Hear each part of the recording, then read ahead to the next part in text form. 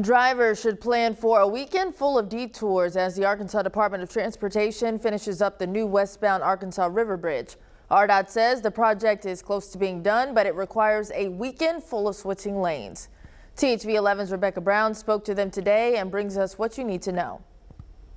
Exit 141 may be one of several exits you may have to take heading into the weekend, as ARDOT works to place the finishing touches on the new Arkansas River Bridge. So it's going to be safer, it's going to move you quicker, it's just going to improve your quality of life. For many of us traveling to school or work across the I-30 Arkansas River Bridge, this has been our view for quite some time. But according to Dave Parker with ARDOT, that all will change very soon. The drivers are going to have 12 new lanes, 2 brand new bridges, 12 lanes, 6 on each side, eastbound, westbound. To reach that point, Friday night through Monday morning, Parker says drivers can expect their normal route to be delayed as they begin to shut down parts of the interstate. If you need to be downtown, especially if you're driving westbound, North Little Rock to Saline County, for example, find an alternative route if you can. If not, you're going to have to use that detour route, which runs parallel to the interstate.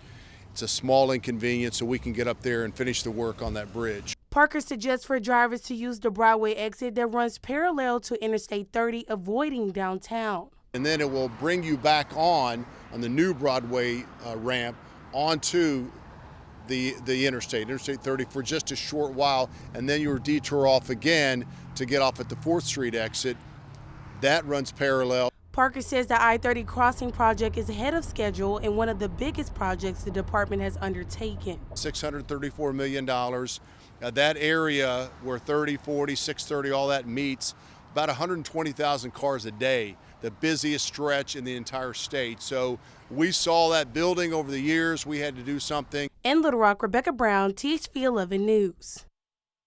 Now, ARDOT says this is just the first phase out of 3 to get the river bridge fully open. You can take a closer look at the plan right now on THV11.com.